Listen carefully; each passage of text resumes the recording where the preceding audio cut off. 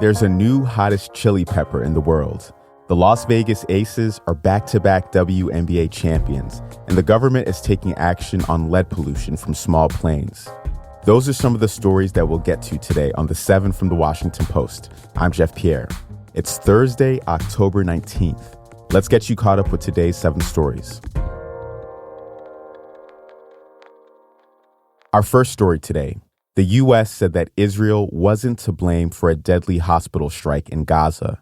During a visit to Israel yesterday, President Biden said that Tuesday's blast appeared to come from what he called an errant rocket fired by a terrorist group in Gaza. A U.S. intelligence official also said Israel wasn't responsible. Palestinian officials said the strike killed 471 people and blamed it on Israel. It sparked widespread protests and fueled fears of a wider escalation of the war.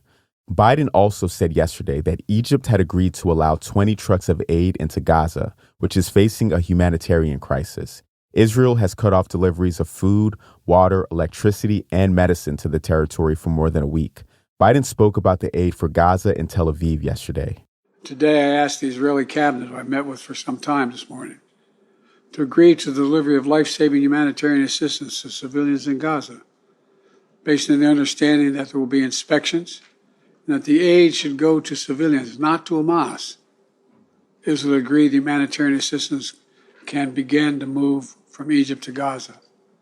Let me be clear. If Hamas diverts or steals the assistance, they will have demonstrated once again that they have no concern for the welfare of the Palestinian people. And it will end. The aid will not get into Gaza before tomorrow, since the border crossing was damaged by Israeli airstrikes. And a UN official said it wasn't enough, and that Gaza's population of over 2 million people would need 100 trucks of aid a day. Biden will address the nation tonight from the Oval Office at 8 p.m. Eastern. He'll talk about the U.S. response to the war. You can watch it on our site.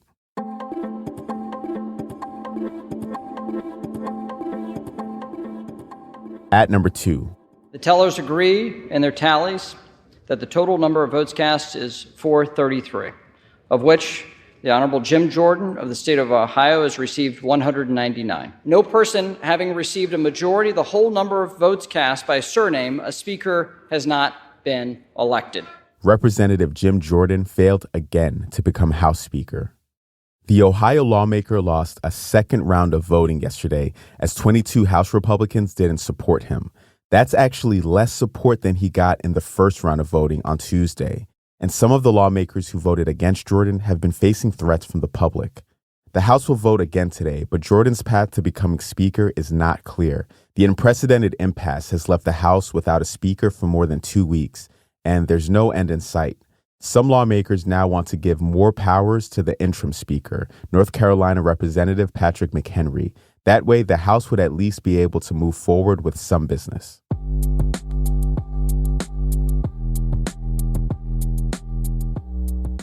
A Dutch man admitted to the 2005 murder of Natalie Holloway. That is our third story. Joran Sloot, who is 36, said in a plea deal yesterday that he beat 18-year-old Holloway to death on a beach after she rejected his advances. She had been on a senior class trip to Aruba. The Alabama teen's disappearance led to wall-to-wall news coverage for months. Although Sloot was a suspect, Dutch authorities never managed to build a concrete case. So for 18 years, the Holloway family never received any answers, and her remains were never found.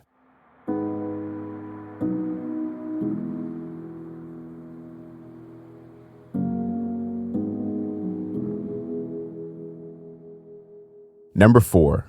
A man who served 16 years for wrongful conviction was fatally shot by a deputy. Leonard Cure was freed from prison in 2020 after being exonerated of armed robbery and aggravated assault charges in Florida. He had bought a home in Georgia, reconnected with his family, and was thinking about taking college classes. But on Monday, Cure was shot dead by a sheriff's deputy during a traffic stop in Georgia. The Camden County Sheriff's Office released video footage of the incident yesterday. The Bureau of Investigation said it had begun a probe of the incident.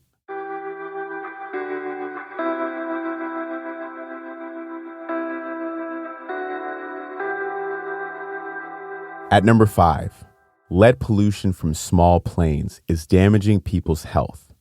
More than 170,000 smaller planes still use leaded gasoline, and this is harming people, especially those who live near smaller airports.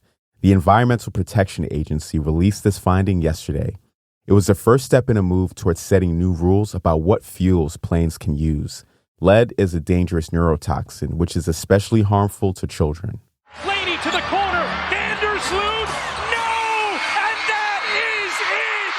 An unforgettable finish to Game 4. A resilient conclusion. The Las Vegas Aces won the WNBA title last night. That is number 6. They did it with a 70-69 win over the Liberty in New York. That secured them a 3-1 victory in the series. Aces star Asia Wilson scored a game-high 24 points to go with 16 rebounds in Game 4. The Aces are living in a historic moment. They're the league's first back-to-back champions since the Los Angeles Sparks did it in 2001 and 2002.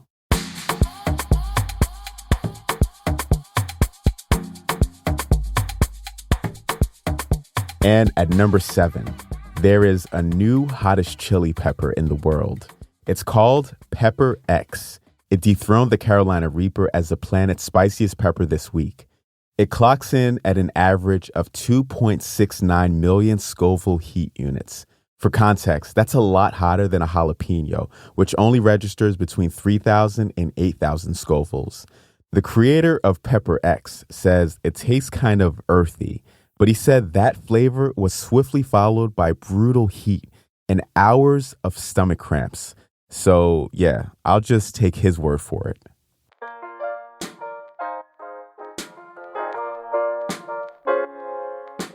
All right, you're all caught up. But before you go, we have some exciting news to share about Washington Post subscriptions and audio. If you're already a Washington Post subscriber, first of all, thank you, because that is a great way to support this show. But now you can get access to Washington Post podcasts ad-free in Apple Podcasts. And there are more audio perks around the corner. So be sure to find the Washington Post channel in Apple Podcasts and connect your Post subscription. And then stay tuned for more subscriber-only audio benefits, like exclusive and early access episodes. If you're not a subscriber to the Washington Post yet, this is a great time to start. You can get access to all the great things the Washington Post has to offer. And now you can also get ad-free podcasts and more premium audio benefits.